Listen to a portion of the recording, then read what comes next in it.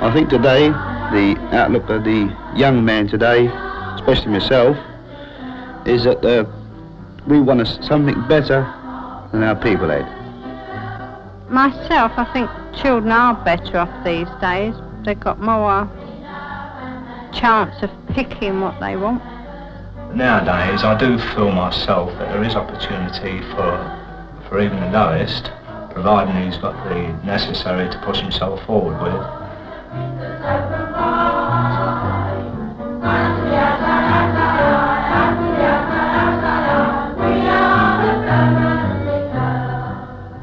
I came to this side of the river in 1930, and quite honestly, I thought that I wouldn't stop here more than about 6 weeks. The poverty and general depressed state of this entire district was really most pitiful. Now, of course, everything is changing. There are a few of the old houses left, but in the main, they have been swept away. This area south of the river, consisting of Lambeth, Bermondsey, Camberwell and Deptford, consists mostly of light industry, but of course the docks, which is on the Bermondsey side, is of vital importance to the inhabitants.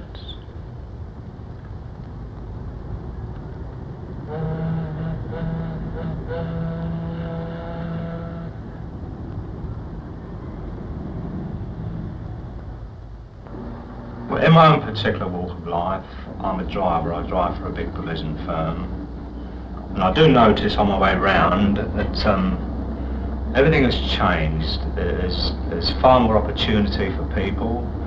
There's opportunity even in my particular life, in my particular walk of life. Whereas promotion didn't exist so much before, it does now. But this has probably been brought about by the attitude of the boss and the working class towards each other. In common with most wives, I think my wife is better off financially nowadays, and consequently she does pass quite a lot of this on to the children in the way of taking care of the little wants. But one wonders whether the children appreciate this, because never having experienced the business of really being short. They're certainly not as adventurous as what we were. Now I remember that when we tired of playing games, we'd often walk up to places like Tower Bridge, London Bridge, and all little waterways in between. In fact, there was very little of ground in and around Tooley Street, which is the main road running level with the Thames, that we as boys didn't know. We explored it enough and often got chased off by the police.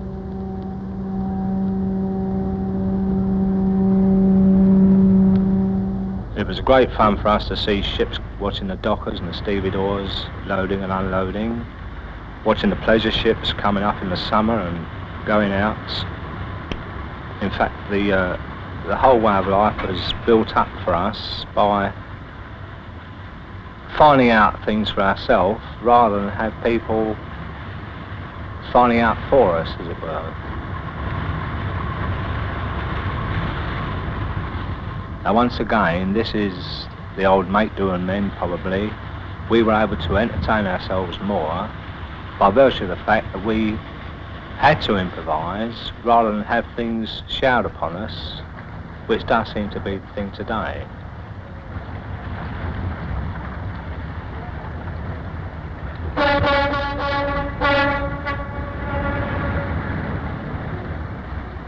Education-wise, I wish that I and my generation had the opportunities that the children have today.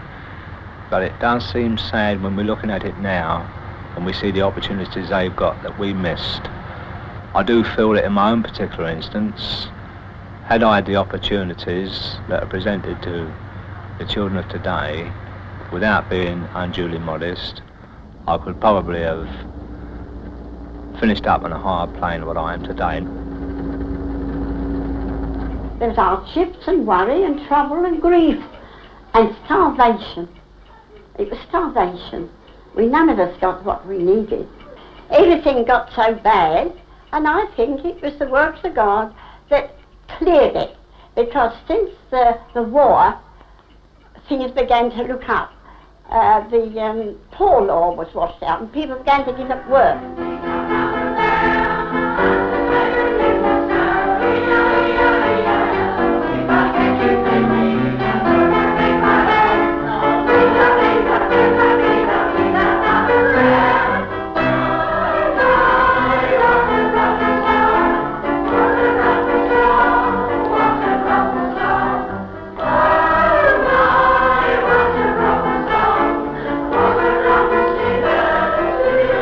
This is the Snowfield Bermondsey Club, the over 60s, but we don't say how many's over 60. They're nearer 80.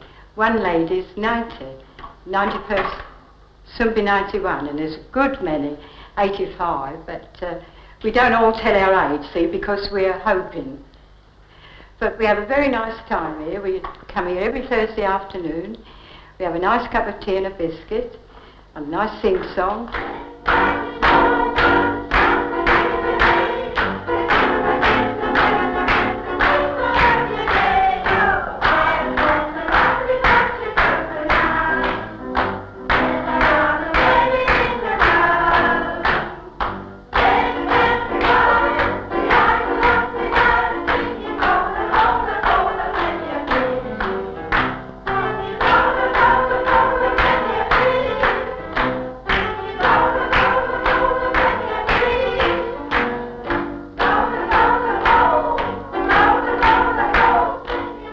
Because London isn't like it was when I was young. It's altered quite a lot.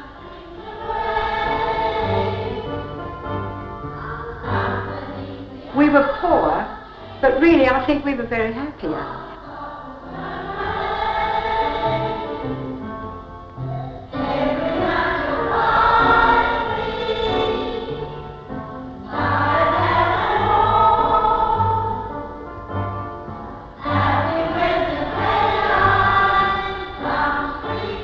But I must say, they're very good to the old people in Bermondsey these days. You no need to want.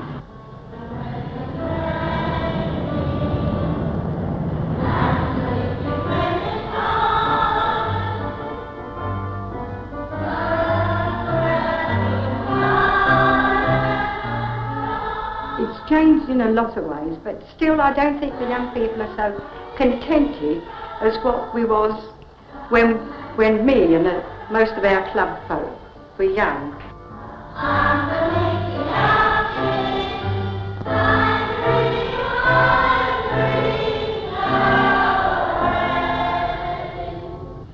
Well, I say they were terrible, dark, killing days, and mental homes were filled with poor women going away for the worry. I'm sure, when I come to think of those days, and think of my age, I very often think I should have never lived to 87. I should have been dead years ago.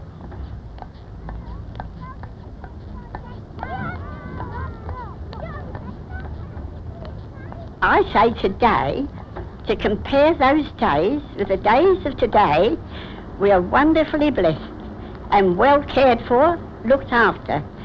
Compare the mother who were going to give birth to a child. I was one.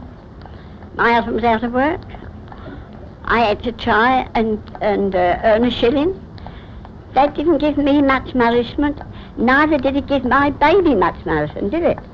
So when our babies were born those days, they were poor little babies. And it was as common could be to see the funerals of little white coffins. And they used to bury on a Sunday. And it wouldn't be one baby buried on that Sunday. It may be 2 and 3. Compare those babies, how they died, and today, when you look round, there's some of the beautifulest babies you could clap eyes on.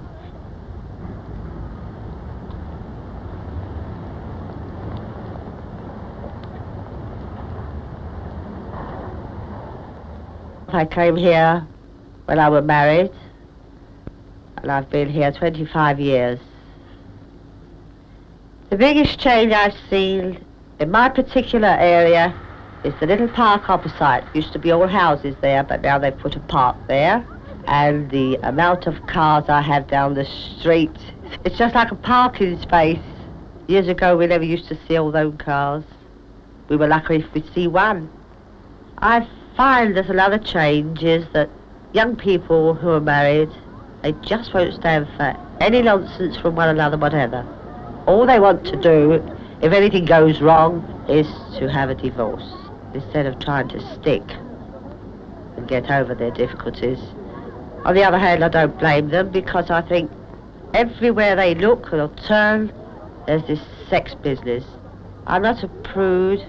I might sound as though I am, but I'm not really. I'm very broad-minded. But sometimes it makes me feel sick. You get it on the television, posters, everywhere you look, so this thing creeps in, sex. I don't think it's necessary, because everybody knows when they get older, whether they're a boy or a girl. Why should the television have to keep telling us? I suppose if I'd been born with this generation, I should have the same feelings as they have, because every generation has its own particular feelings. Oh, so I think teenagers are run down a lot myself. Well, we all think that, I reckon. And because we wear a leather jacket, jeans and that, we're described as bad. Everybody runs us down. They want to control our lives. The police want to run our lives. They're always onto us, just because we walk along the streets. I mean, so I think teenagers come into three categories. There's mods, there's rockers, and there's in-betweens. I reckon a rocker, fella runs around in a leather jacket, boots, and a pair of jeans. He does what he likes, when he likes, and how he likes.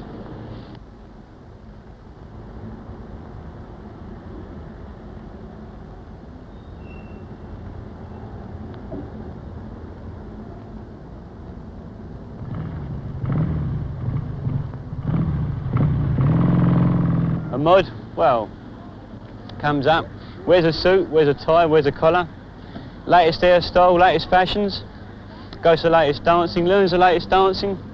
All the rest, it just likes to be modern, a mod. It's the same like going inside, in prison that is. Mods, rockers and in-betweens, they all go inside, for all different reasons. Some, they get mixed up with the wrong crowd. They can come out reformed, just say they're not going to do it anymore. And on the other hand, they could come out an hardened criminal. I think a lot of it myself is to do with their family background. If you've got a good family upkeeping, I'm myself, I've got terrific parents, and I just reckon them and they're great. But on the other hand, I know people, their fathers, their mothers, they come home at night, they're both drunk, they both fighting each other. Naturally enough, the kid don't like it. I'm asked if I believe in God, but I suppose that stands to question, really. I mean, so I've never seen God, so why should I believe him? Although there's no reason why I shouldn't. I mean, so everybody else does, it's our religion. I don't think we are average young people, because we bear our futures very much in mind. We depend very much on the West End for our entertainment, and as often as we can afford it, we go there to the theatre, to the cinema, or to eat in restaurants. I think it is fair to say that we are ambitious, and although we do hope to settle finally in England, we'd like to go abroad to work for a couple of years to gain some experience. I'm nearly 20, and I'm in my second year at Teachers Training College. I stayed at school until I was 18 because I wanted to become a teacher. My fiancé, Alan, is also 20, and he's studying applied chemistry. I think the difference between my father and mother and Alan and I is that we've taken full advantage of all the opportunities offered to us, and we are ambitious. We love teenagers. I have 4 children of my own, Anne, who's 20, and Peter, who is my brother. I've brought him up since he was 9, he's 20, and also a boy of 17 and Valerie 15. And 2 or 3 years ago, when the others were younger, we used to have quite a lot of teenagers in the house, so that's why we like them. We've got to know them very well. Underneath, fundamentally, deep down, they're lovely. I'm the owner of this house, and will give you some idea of the change in times. When I first started work, at the age of 14, I was unloading barges of timber, and getting 11 to 9 a week for 47 a week. And in those days, you were lucky to have a job, there were at least 6 or 7 persons for one job, and you had to study it. The young ones, of course, they've got it a lot easier. Very much easier today. I think they deserve it. Well, my daughter, she's earning more than I am today, so that just gives you some idea. Yes, I do earn more, but to earn more you must accept a lot more responsibilities, which makes life very complicated, such as if we get a new job in our work, which is I am a punch card operator for building contractors, you can worry over this and bring your worries home with you, which sometimes can complicate your love life, I suppose, or your family. You can be irritable, low, or you can just get really fed up, depressed about these things. That's why I think life is complicated. Myself, I think the bomb, it hangs over you all your life, and you think about it now and again, but you've got this feeling of insecurity, and but you can't help that. You've just got to take it in your stride. Les works in a jeweller's shop, and as you know, shop assistants are not particularly well paid, and people often ask me if money is important, and well, it is. I mean, it is to everybody, but it's not all that important. It's a struggle, but it's really, when you come to think of it, it's well worth it. The things have changed for the better now, quite a lot. As my father, he would have never dreamed of owning a house, or he couldn't have owned a house such as this. Of course, the older people, it's nice to know that there's a few homes going here and there for them. In the old days, I mean, there was no hope. I mean, you were just bunged up in the back room and forgot almost. But that sort of thing has certainly improved. We don't have very many teenagers here, but in a way I'm glad because they would be very noisy. I start work at 7:30 in the morning. I come out of doors at 7:15, and I'm in here by about 20 past. It don't take me long because I don't live far from the factory. I live on my own, and I'm very happy now to what I used to be. And I go to my bingo once a week, which I enjoy very much. I like bingo. It's very important to me because it gives me life. I go once a week, Thursdays, but if I had more money, I'd go more. But owing to circumstances, I cannot afford it. Right, and the first number is middle line 21. I earn £7, 5 and 6 a week. And it's a bit of a struggle. With the rent I pay, it's very dear. Bingo takes my mind off my worries, and I meet friends where I would not meet otherwise. 50. Top of the house, 90. 90. It costs me 2 and 6 to go in. You get 10 goes for that, works out at 3 a go. Then you have a shilling raffle if you want it. Then if you can afford it, you can have a 1-3 for money prizes afterwards. I don't think that's dear, because if you went into a pub, you spend more with meeting people and treating them.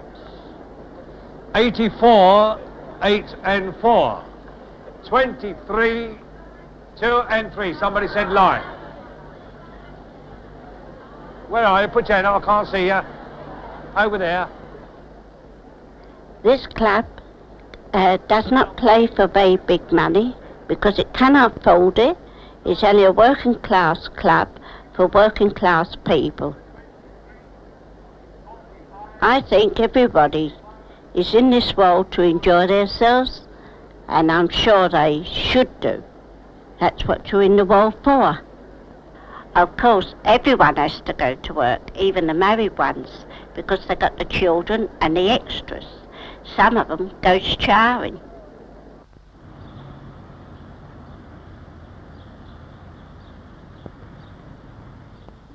Quite apart from the extras, I like to go to work. I've always been to work. I've been so used to getting up that I could never lay in. and I like working. Well, I get up in the morning at 4:45, and I sit and have my nice cup of tea and biscuits, and I'll dress myself, and then I'm out. Some of these streets might look ugly to other people, but they bring back memories for when I was a child, and since I'm growing up too now. And I meet my friend at Neckinger Estate, and another lady, but we leave her at Arnold Estate.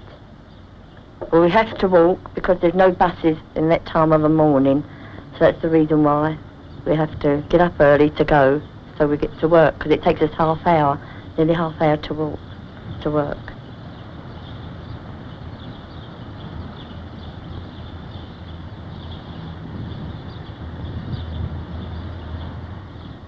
Now, when I used to go to school, I always used to walk this way, and there used to be all old houses. But now it has changed, and there's all flats. And I can see a change as the time goes by. Well, I think the place looks more cleaner than what it used to be like years ago, like when the old houses were there.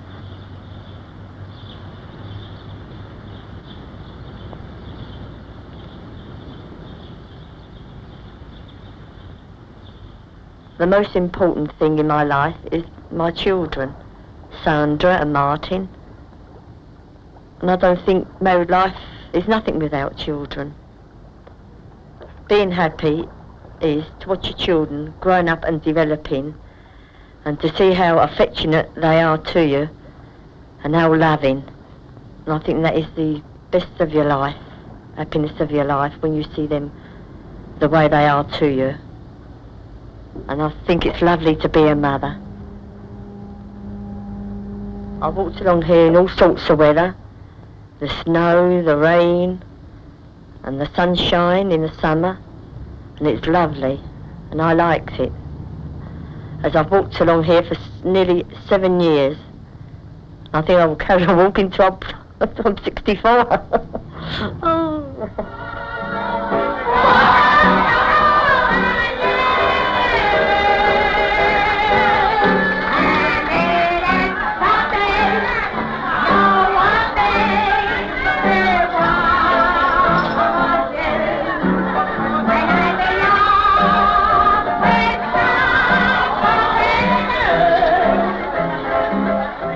Before the war, it was a rare thing for a man and wife to go out for a drink, much the same as they do now. But the attitude of the man towards his wife in those days was, well, you're more or less after me, I'm the big boss chief. Well, that position has definitely changed now. Furthermore, the incidents that followed the evening out, Saturday evening out, was a little bit, well, shall I say, unbearable to think about now. To see a man hit his wife was something that was far too commonplace. As I think of it now, it almost seems as if it's a trick of imagination, but it's a fact.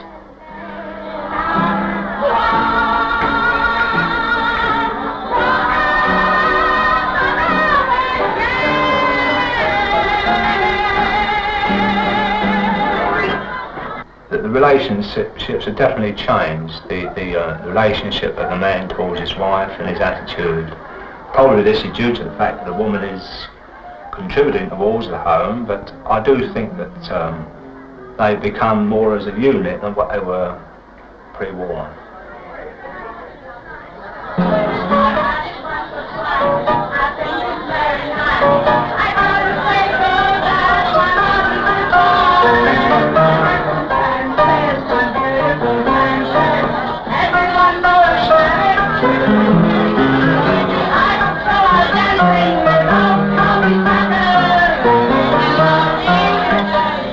It's only on the weekends that the pub is pretty full.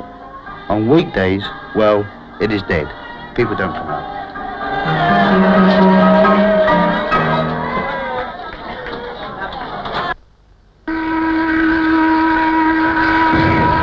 I work in the Surrey commercial docks. When you go for work, this is how it starts. You get down there 7:30 in the morning. On one side of the road stand the gangers, and the other side of the road stand the men. The chap who's calling the gang, he wants a particular type of chaps who's strong, wealthy boys, and he would call all 12 men. You would finish that at 10 to 8, and then you start work in the docks. Now, normally, Surrey Commercial Docks is a timber docks, and I will say a big timber docks. All types of timber, all sizes. To get into the docks, it's hard. You just can't walk into the docks for a job. It's a family concern, and we like to think that we can hand it down to our children or our sons. Well, in recent years, this particular docks, Surrey Commercial Docks, has took to general cargo, because the particular young chaps there today are not like the old stevedores that used to pull their guts out all day long, pulling about timber for as much as 8-9 shillings a day. Now, the work is more skilled, more faster, piecework rates. Mind you, in the docks, they get very good money. When I was a lad, the average docker's earnings was £4 to £6. If you had a good week, you would touch 9 or 12. That was a fabulous week. Now the cost of living is so great, £12 is a flat, bad week.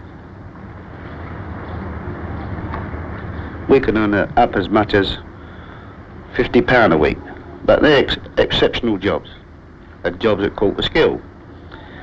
People outside the industry don't realise this, but they want to come down the docks and see chaps doing 500 to 600 tonne of flour a day. And I will say that they earn it. I am one of the chaps who's done it, so I know. Now you take a gang of men, 12 men, you'll get 10 men, very, very good workers. And then you have 2 chaps that just want to laze about, don't like pulling their weight. Well, a good ganger would turn around and say to his fellow mates, well, he's got something wrong with him, or he's got a bit of trouble at home. So we in turn say, well, we'll carry him today. We work for him that day. But you'll find in the long run, they start playing up, and there's only one way to deal with them people, is to turn around and say, well, you're out. And when you're out, you're out. But the ganger just leaves the man roasting on the stones, as we call it, and he don't give him a job. So he picks the next bloke up who thinks he's a good worker, and then he's in the regular gang. Fortunate enough for him.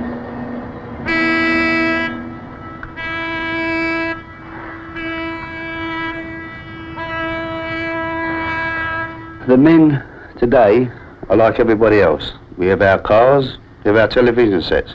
Some have them on hire purchase, some are fortunate enough to pay money down. I'm one of the chaps that's had stuff on hire purchase, and I'm not afraid to say so. Hire purchase is a good thing, providing that you take it steady, take it normal, and get the things that you want. I don't mind keeping up with the Joneses, I want to beat the Joneses. Well, what worries the average chap, a working class chap, he doesn't get to say. He doesn't get the chance to voice his opinion. He's interested in politics, surely he is. He must be, otherwise, well, he can't think much of his country, you see. More and more mechanisation is coming into docks. A very, very good thing. It takes a long time to mechanise these places, and it takes a lot of money. The firm I work for is a big firm, and we are mechanising as fast as we can. Some of the chaps in the docks today don't like mechanisation because they know the old days. They can remember the Great Strike, the 1927 Great Strike, where thousands was out of work. I'm always happy-go-lucky fella. I try to be happy with my family. I know I shall be happy. It's a normal thing today, not like the old times when you was kind of down and out and hard up kind of thing. I like to go out and spend my money, go about in the car, enjoy myself. Everybody should be happy, and I don't see why we can't be. The things I like are the things I want. The things I've got, I'm happy with, and I like to be happier still.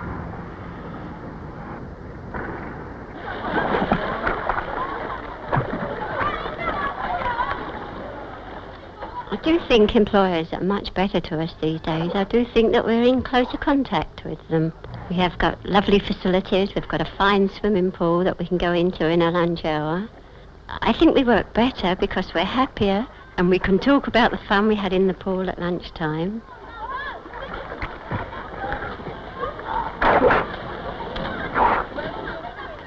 I've been here since 1932, and I do think people must be more skillful because of the machines they have to cope with.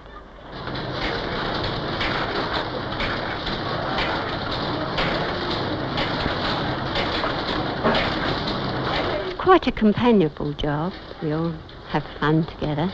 The ways of packing chocolate has changed so much. They are much more complicated.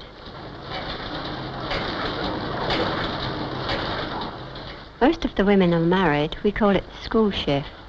They take their children to school before they start work, and they're home in time to collect them.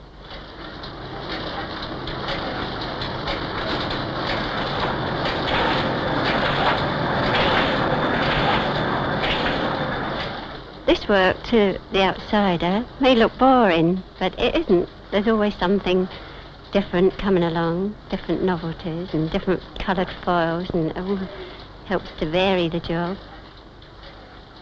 I was born here, and before the war, most of the workers here were local people, but people don't seem to stay nowadays. I think it's because they've got a choice of so many jobs. My employers say they have a 90% turnover change of employment during a year. I think the boss has more respect for the workers these days. In fact, I think everybody has. And if you wanted help, your husband was out of work, you wouldn't go while you've got anything in the place that would fetch a shilling. You'd have to go to right down in want. And if you did have anything left in your home, when he came down to see you, he'd say, well, what about that on the wall? What did you come for? That you'd have to sell that picture if it was the value of a shilling, and when you'd sold that, the next day you could go and ask them for something. They'd give you a ticket for 2 loaves, might be black bread, he might give you some rice, some flour and some potatoes, but you couldn't go again for a long time. The old people did have a bad time in the old days. My mother, who is 74, had a bad life when we were children, as we were in rooms. George and I have 2 children. Jennifer, who is 9, as you can see here, and Carol, who is a teenager, she is 15. And as you can see, she likes makeup and clothes.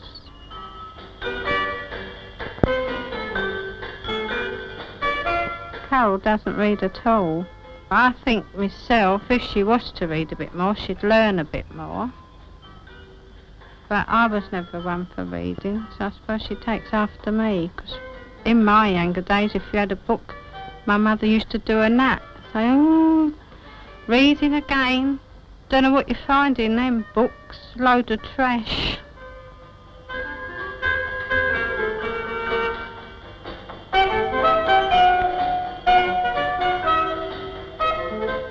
With the girls and boys of today, they start courting young, and they're trusted.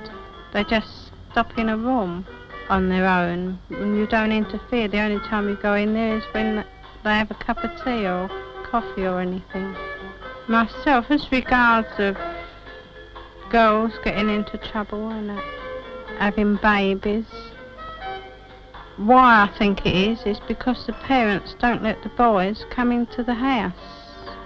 They find back turnings to go to with no one about, as the saying is, and then that's when the trouble starts.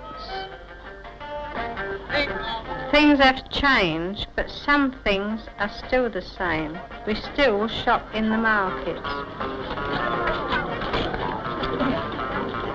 East Street Market is more or less a working class market.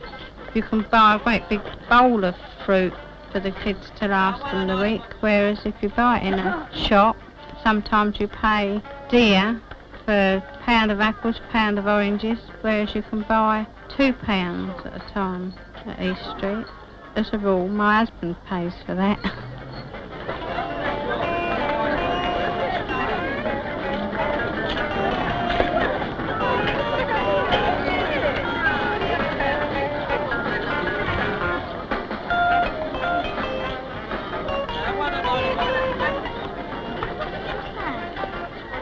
You can buy bargains. You could go to East Street and buy a dress, say for 30 shillings, but if you buy it in a shop, you might have to pay £2 or £2.10 for it.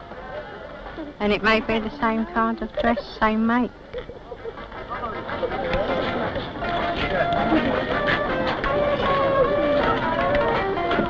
No, no, something about 6 and 6, 6 pounds. Now, next. The stallholders will tell you that times have changed. As regards to buying bananas and that, they auctioneer them at East Street. But you stand there sometimes and wait for it to come down too low and you've missed your chance.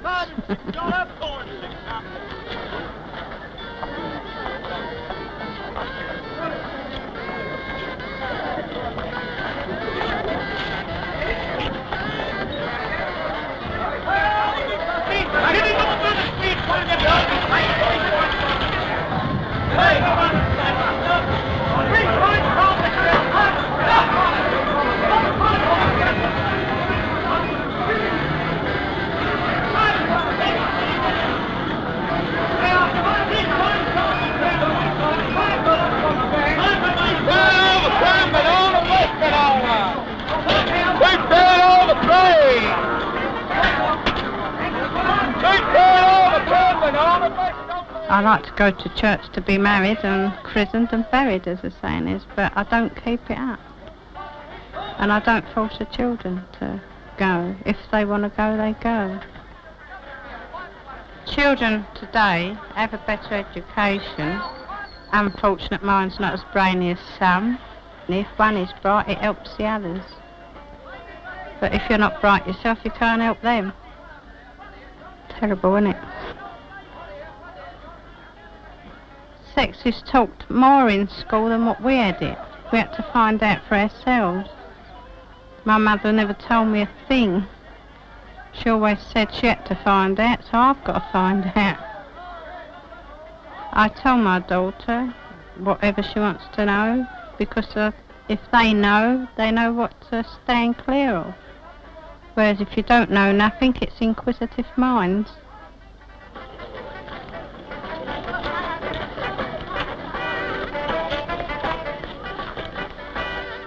On a man's wages, if you've only got a man's wages coming in, you've got to make ends meet. You've got to do without things to save for your holiday, otherwise you wouldn't get holiday. There's no good saying, people say, oh, you're well off because you have holiday, but you're not. You've got to save for holiday.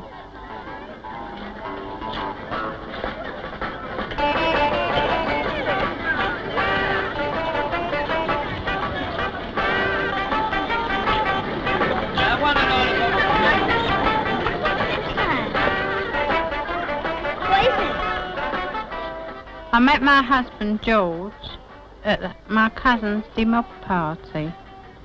We met in the Easter, we was engaged in the June, and we were married in the December. We have no regrets. He's good to me, and what he's got, I've got, and vice versa. The only one thing what we would like is a house of our own, and if I was to win £2,000 or more, I would put it down on a house so that we'd say we've got something of our own that we can ask our friends to. And we're under no obligation.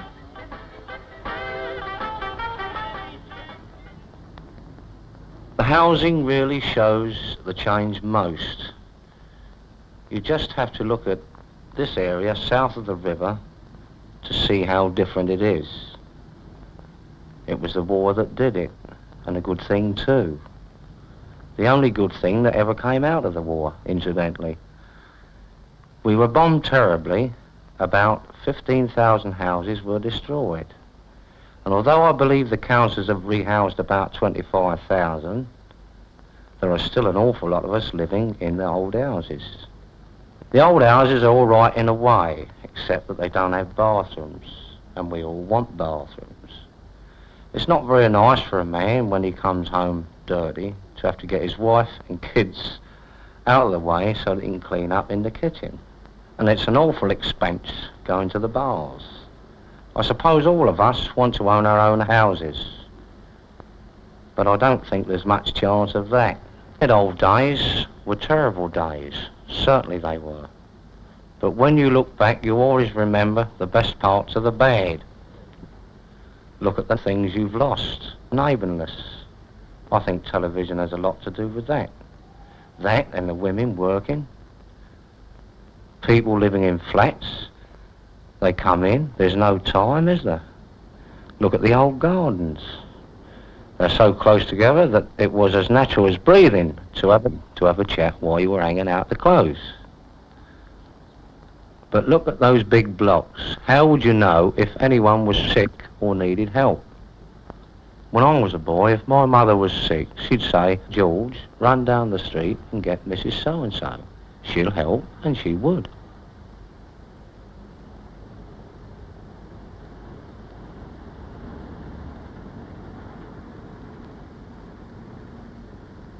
Even with all the things that's wrong with the old houses, most of us would rather live in a house, renting it, that is, than go in flats. I don't say I'd mind, but my wife would. She says she'd hate flats. What other people don't realise is that we've always lived like this. It's a sort of traditional way of life, so it's natural we hate change. Everybody hates change, I suppose. And when your father and your grandfather and all your people have lived in a certain way, well, you just can't make people change very quickly. The bad old days were terrible old days. It's a funny thing that just because the housing is better, the old neighbourliness has gone. You had to come out to breathe because the old houses were so bad. So you talk to your neighbours, naturally.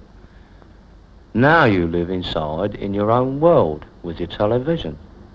And you don't know what's happening to people, except that what used to be happening, I hope and trust, will never be allowed to happen again. It was terrible the state things were allowed to get into. Unbelievable when you think of it today. Yet half the people didn't know and didn't care. We were left to get on with it. Things are better, and we're going to keep them better. But this so-called affluent society, or welfare state, or whatever you like to call it, still isn't as good for a lot of people as they like to make it out to be. As I say, there's still a lot to be done.